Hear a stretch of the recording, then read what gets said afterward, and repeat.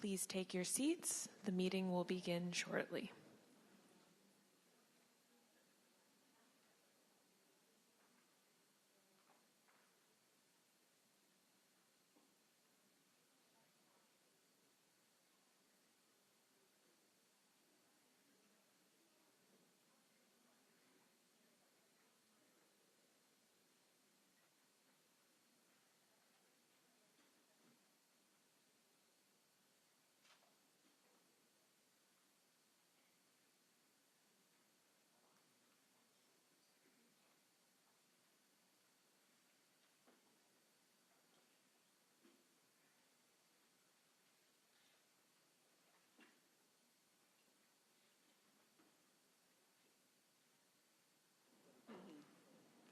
Good morning, everyone.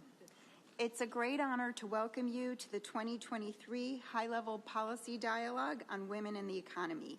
My name is Jennifer Klein, and I am this year's HLPDWE Chair. I want to begin by expressing my gratitude to the distinguished leaders who are attending here today from near and far, both in person and virtually. Your presence demonstrates your economy's commitments to the APEC Policy Partnership for Women in the Economy. I also, of course, want to thank the City of Seattle and all of our public and private partners for their support in organizing this year's Women in the Economy Forum.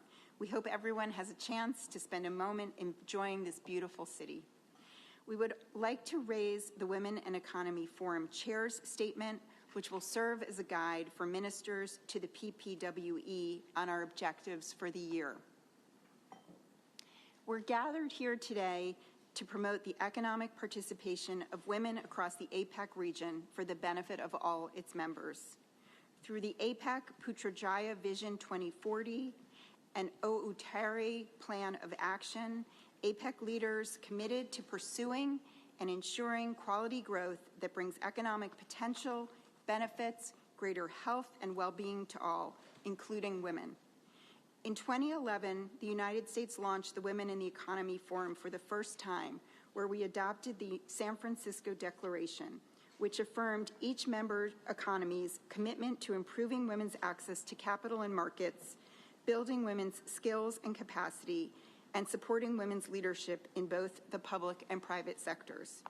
At this year's Women in the Economy Forum, we've had the chance to recommit to priorities set forth in the San Francisco Declaration and to ensure that our efforts meet the unique challenges of this moment, with a focus on 4 21st century challenges that are critical to our shared agenda of advancing women's economic security and broader economic growth. First, advancing gender equality in our climate response efforts. Second, expanding digital inclusion and innovation. Third, strengthening the care economy. And fourth, promoting equity and equality in supply chains. Our work takes place during an unprecedented time of conflict and crisis, with significant effects on women and girls around the world. In the spirit of cooperation, I will call on all of us to work together in good faith to meet these challenges and create an environment that fosters the full participation of women and girls. Once again, thank you so much for joining us today. I will now turn to Matt Murray, the United States Senior Official for APEC, to discuss this year's priorities on women and inclusive growth. Senior Official Murray, you now have the floor. Thank you, Chair. And on behalf of our entire U.S. APEC team, welcome to Seattle. Very excited to be here for the opening of the APEC High-Level Policy Dialogue on Women and the Economy as the 7th ministerial meeting of our host year. The United States is thrilled to be hosting APEC in 2023, and especially to be back here in Seattle, where we hosted the inaugural APEC Leaders Meeting in 1993. And we're very honored to be able to bring the APEC Women and Economy Forum back to the United States, 12 years after it was launched during the last U.S. host year, in order to underscore APEC's commitment to women's economic empowerment. We are pleased that the WEF has been fully incorporated into APEC and that economies have benefited from WEFs held every year since. Speaking personally, one of the highlights of my diplomatic career was attending the very first Women and Economy Forum in San Francisco in September 2011. and I consider the continuation of this focus on women's economic empowerment to be one of the most important responsibilities in my role as U.S. Senior Official for APEC. If you could bring the PowerPoint back up and go to the next slide, please. So thank you for providing us with this opportunity to discuss the U.S. host year priorities for APEC in 2023. As you know, our U.S. APEC 2023 theme is creating a resilient and sustainable future for all. Our 2023 theme aligns with the Putrajaya Vision's 3 drivers of economic growth: trade and investment, innovation and digitalization, and strong, balanced, secure, sustainable, and inclusive growth, and will help us move towards implementation of the Aotearoa Plan of Action and the Bangkok goals on the biocircular green economy model. Our 2023 host year focuses on 3 overarching policy priorities: interconnected, innovative, and inclusive. As we dive into our policy priorities and areas of focus for 2023, you will see that the cross-cutting concepts of building resilience, strengthening environmental sustainability, and advancing inclusive policies are woven across our priorities and our work. Next slide, please. Our first policy priority is interconnected, building a resilient and interconnected region that advances broad-based economic prosperity. We believe that creating new connections and strengthening existing ties across the APEC region is at the heart of sustained economic recovery and will be critical to future growth and prosperity in the Asia-Pacific region. As the host of APEC 2023, the United States is building upon Thailand's important work in this area last year. This year's WEF will advance our interconnected theme through its focus on promoting equity and equality in supply chains. Next slide, please. Our second priority is innovative, enabling an innovative environment for a sustainable future. The digital economy is an important theme here in APECSOM3 in Seattle, and we're pleased to see this year's WEF also focused on expanding digital inclusion and innovation for women. Promoting women in STEM fields also remains a key area of APEC's work as we seek to expand opportunities for women in the digital economy. Next slide, please. And our third policy priority is inclusive, affirming an equitable and inclusive future for all. We recognize that to achieve sustained economic growth, we must ensure that all segments of our societies are able to fully participate in and benefit from an increasingly connected and globalized economy. The WEF seeks to implement the goals of the La Serena Roadmap for Women and Inclusive Growth and the Putrajaya Vision 2040, and its focus on implementing gender equality programs and reforms across APEC economies.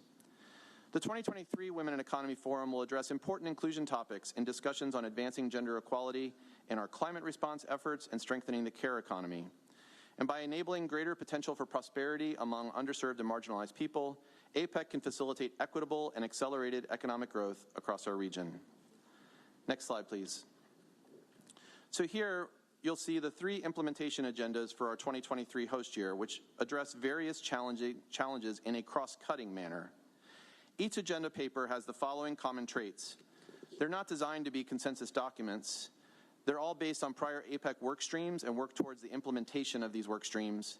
They seek to leverage ministerial meeting outcomes and were designed to cut across all the ministerials, and they emphasize the importance of stakeholder engagement, especially with the private sector. So prior to SOM 1, we introduced the Manoa Agenda for Sustainable and Inclusive Economies. The Manoa Agenda, inspired by the Manoa community in Honolulu, Hawaii, will continue the legacy of the U.S. APEC host year in 2011, which launched work both to promote green growth and expand economic opportunities for women in the region. Through the Manoa Agenda, the United States commits to working with other APEC economies in 2023 to build on APEC's existing commitments and work streams as identified in the Bangkok goals, as well as to consider new aspirational opportunities to further APEC's sustainability objectives. During SOM 2, we introduced the Digital Pacific Agenda, which will use APEC to support the responsible design, development, and deployment of emerging digital technologies aimed to secure digital access for consumers and businesses, work with the private sector to bring underserved individuals and small businesses into the digital economy, and help shape the rules, norms, and standards that govern the digital economy. The Digital Pacific Agenda provides practical steps to implement established APEC policy goals during the U.S. APEC host year, including in support of the APEC Internet and Digital Economy Roadmap, the Putrajaya Vision 2040, the Aotearoa Plan of Action, and the La Serena Roadmap on Women and Inclusive Growth. And as a centerpiece of the Digital Pacific Agenda, we're excited to host the first ever APEC Digital Month here in Seattle.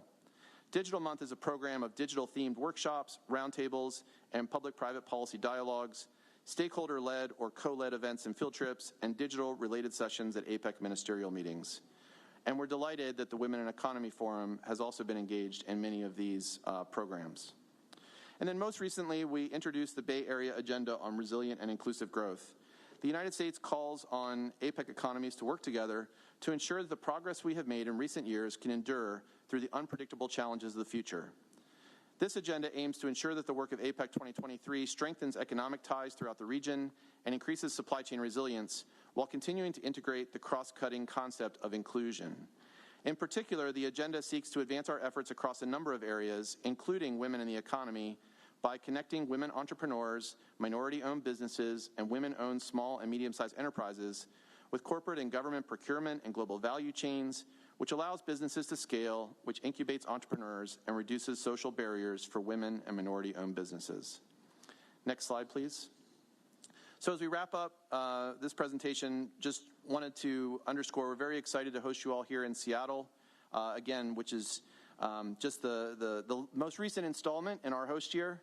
And we've been really honored to be able to host 6 ministerial meetings. This is the 5th of 6 here during the month.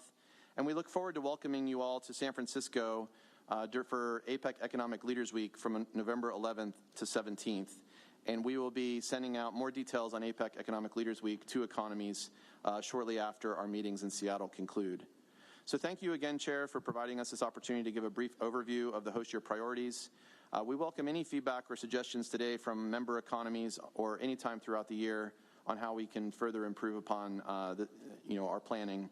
And we hope you all have an enjoyable stay in Seattle, and our U.S. team looks forward to continuing to work with each of you and your delegations. Thank you, Chair. Thank you, Senior Official Murray.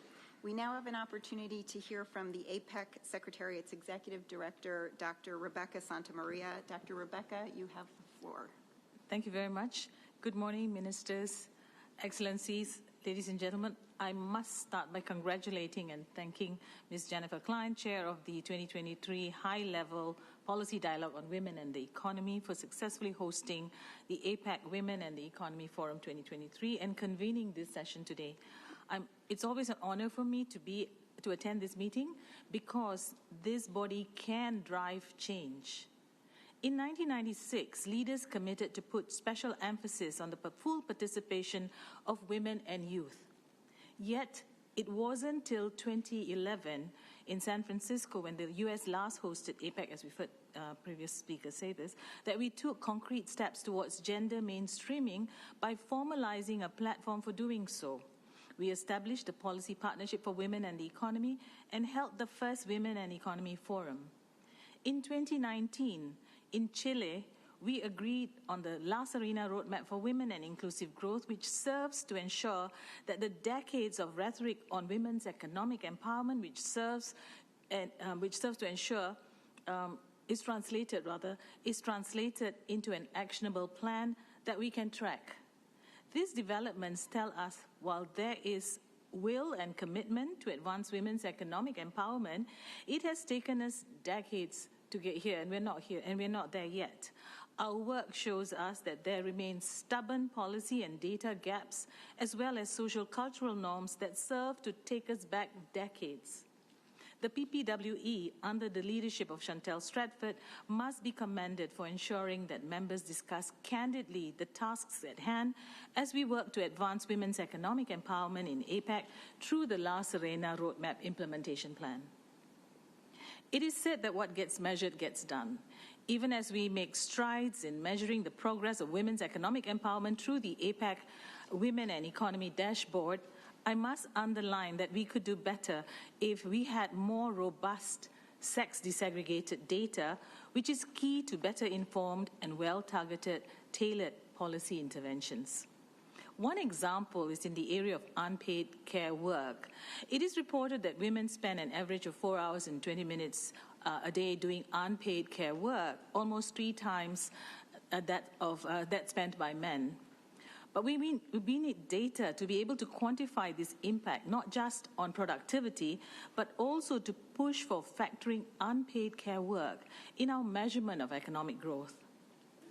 Let me highlight some salient findings from the dashboard, which was undertaken by the Policy Support Unit, the APEC Policy Support Unit.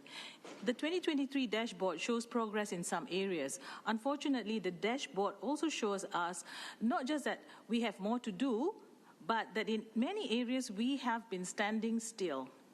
Take access to credit. The good news is that more women in the region have formal financial and mobile money accounts, and we do see increased uptake in digital financial services and online platforms. However, 12 APEC economies do not have laws mandating non-discrimination in credit access based on sex. On workforce participation, we saw a significant decline in women's participation at the start of the pandemic to 56.4% in 2020 from the 2019 level of 58.3%. There has been some recovery recently, but it is still below the pre-pandemic times. The dashboard also reveals that 18 APEC economies prohibit discrimination based on sex in hiring, but this is no change from 10 years ago. Women who are of childbearing age or are pregnant are at greater risk of experiencing employment-related discrimination. On the positive side, 17 member economies have laws penalizing or preventing the dismissal of pregnant women. This, too, unfortunately, has remained the same for a decade now. The gender wage gap also persists. Policies need to change since only 11 out of 21 APEC member economies have laws on equal remuneration for women and men for work of equal value. Navigating and participating in this digital era requires upgraded digital skills. However, within APEC, women represent a minority in STEM, R&D, and research and innovation. It's important to note that women's participation in these fields has remained below 35% for 2 decades now. The underrepresentation of women in leadership roles has remained a glaring issue in both the public and private sectors. APEC still has a long way to go to achieve gender equality in political decision-making. In 2022, only 27% of ministerial level and leadership positions in parliaments were held by women. This is the highest level achieved in 20 years. This is a sad story. According to the World Economic Forum 2023 Global Gender Gap Report, which covers 102 economies continuously, at the current rate of progress, it will take us 162 years to close the political empowerment gender gap.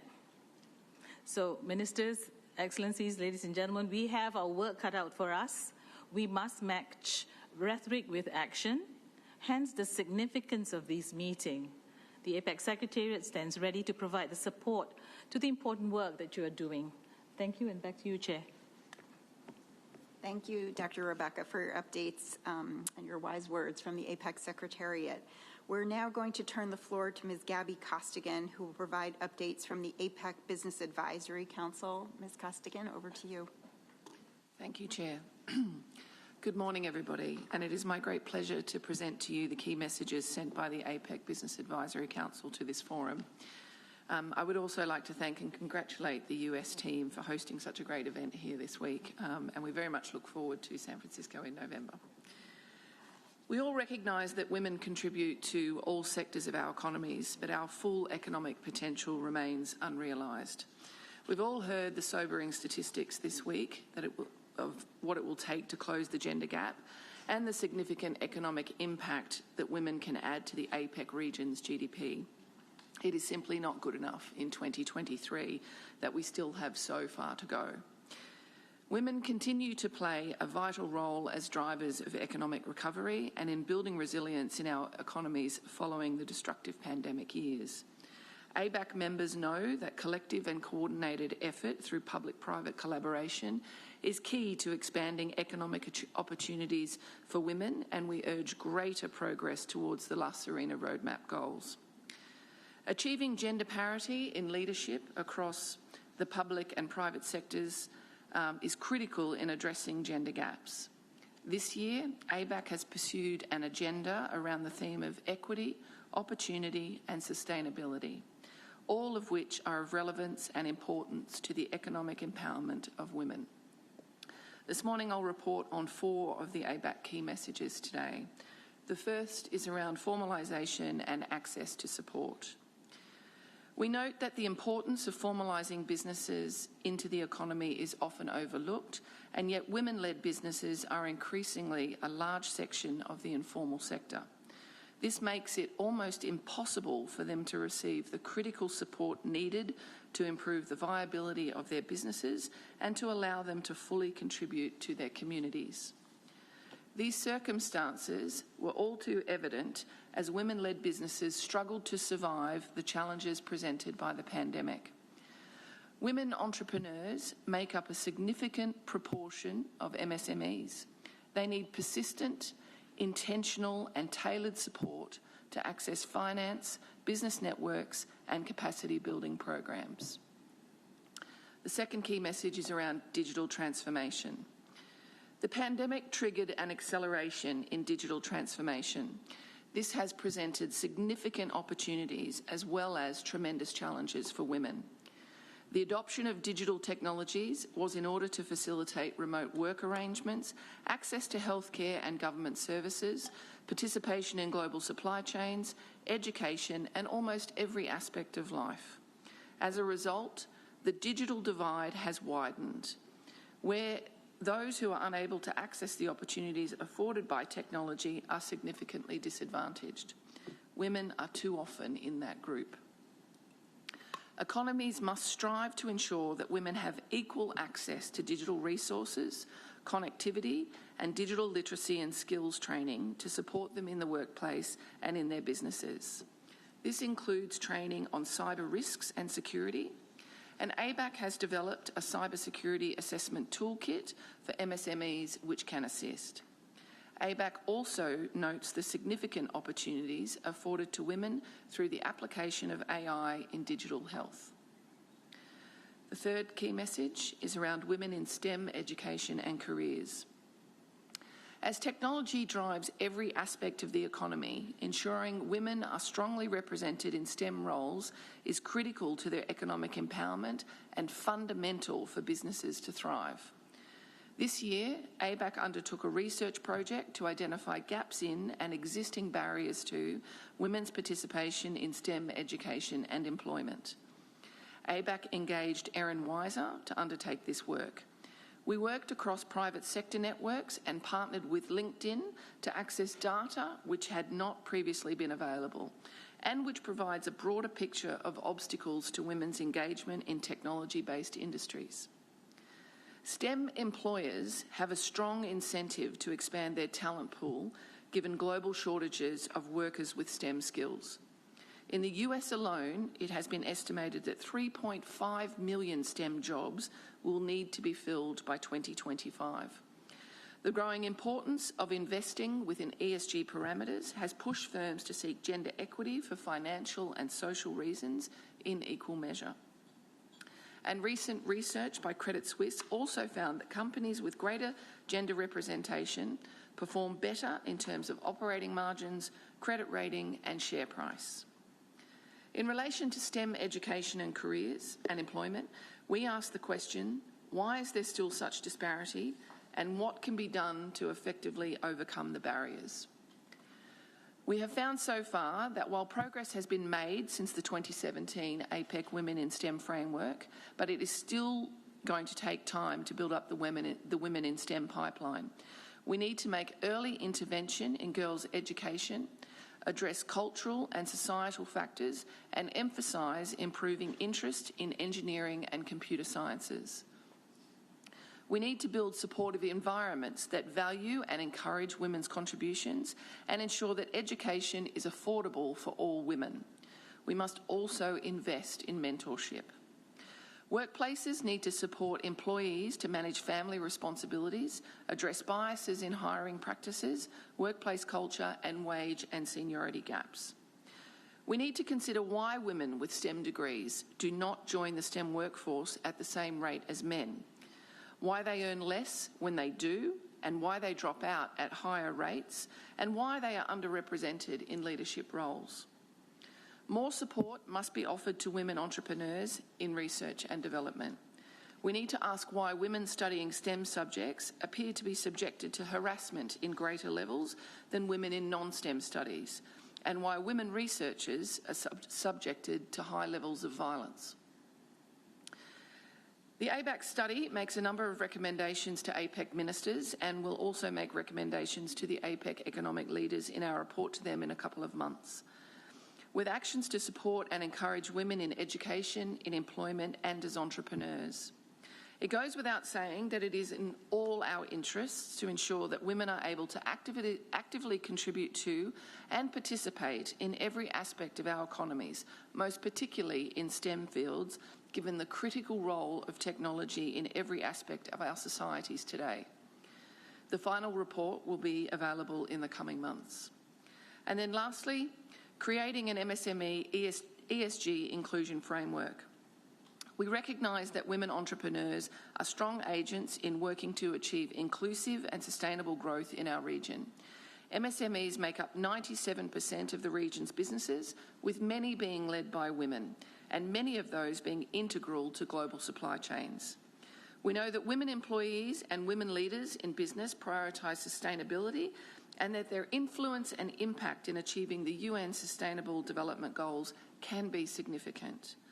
Incorporating ESG principles and practices into business is increasingly a requirement of doing business, and yet has been out of reach for many MSMEs and women-led enterprises. In recognition of this, ABAC is developing an ESG inclusion framework aimed at assisting MSMEs. ABAC recommends that women-led MSMEs are supported to participate in that framework. Thank you for the opportunity to present ABAC's comments and recommendations to you. We look forward to continuing to work with APEC economies and to further women's economic participation in the region. Thank you. Thank you for those remarks and also for the APEC Business Advisory Council's call to action. I want to thank ABAC for its letter and for sharing recommendations to advance women's economic participation ahead of this meeting. We agree that much more must be done to give women-owned, led, and managed micro, small, and medium-sized enterprises full access to the resources that they need to foster their participation in supply chains and to forge public-private partnerships to fulfill this agenda. The Women in the Economy dashboard is critical to help ensure our policies are guided by the data and evidence.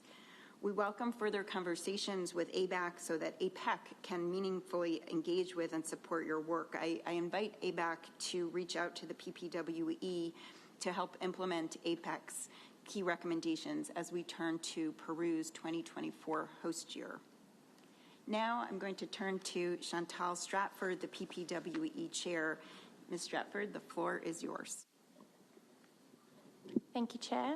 I'd just like to start by acknowledging we're on the lands of the Salish, Coast Salish peoples and the Duwamish peoples, and I'd like to acknowledge that they are unceded territories and offer my respects to their peoples. So thank you for the opportunity, Chair, to provide an update on our work in PPWE this year. With increasing inequality across our region, there is pressing need for APEC to accelerate efforts to advance gender equality and women's economic empowerment. The PPWE met twice this year, first in February and then again this week, and we discussed important issues facing women and girls in our region. I was pleased to see our economies embrace a suite of core themes and priorities for APEC 2023. This year, we in PPWE have discussed micro, small and medium enterprises, gender and trade, e-commerce, the care economy, gender and climate, and structural reform. I'm glad to see these themes are being advanced through our projects, workshops, and dialogues, and I'd like to offer 3 highlights from our work program this year. Firstly, the care economy. PPWE recognises that care is critical social infrastructure and the backbone of our economy. Supported by cross-fora engagement, workshops and expert panellists, the PPWE is identifying solutions to better value and measure unpaid care work, invest in the paid care economy and redistribute care work between women and men. This is critical for economic participation and empowerment.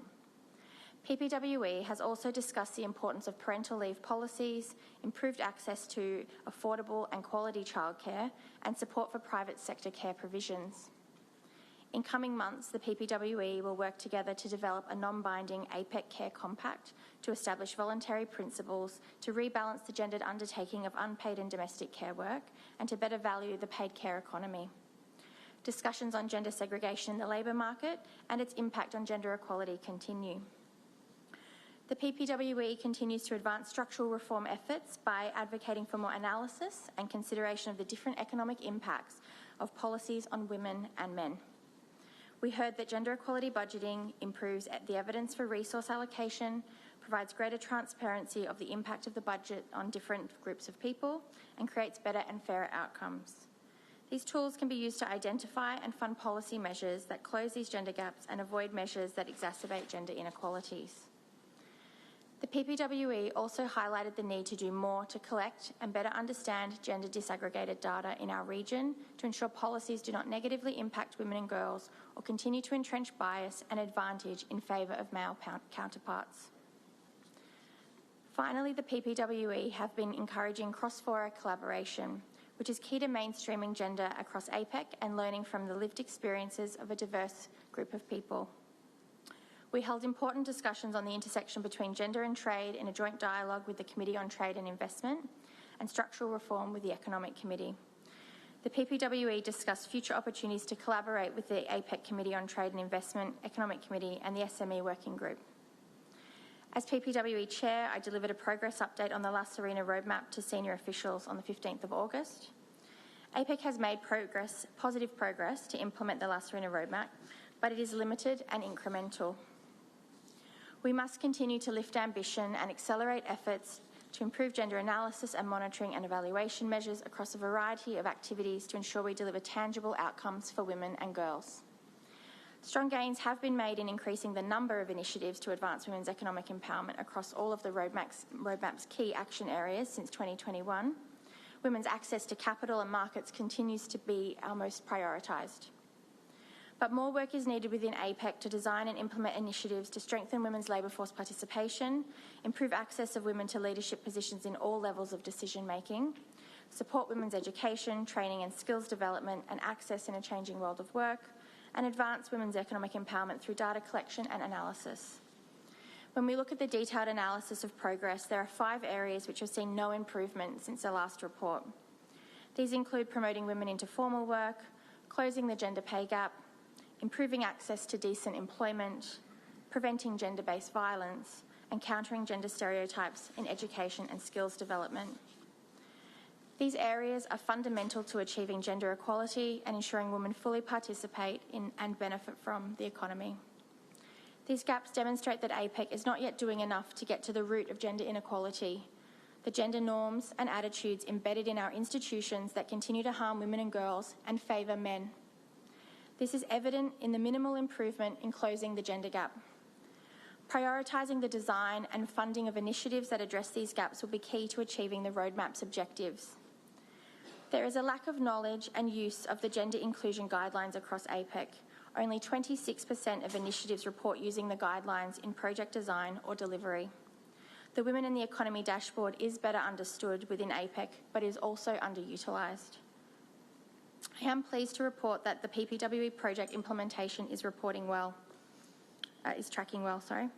Outside of projects, however, there is limited effort to mainstream gender and women's economic empowerment, such as through plenary meetings and governance documents.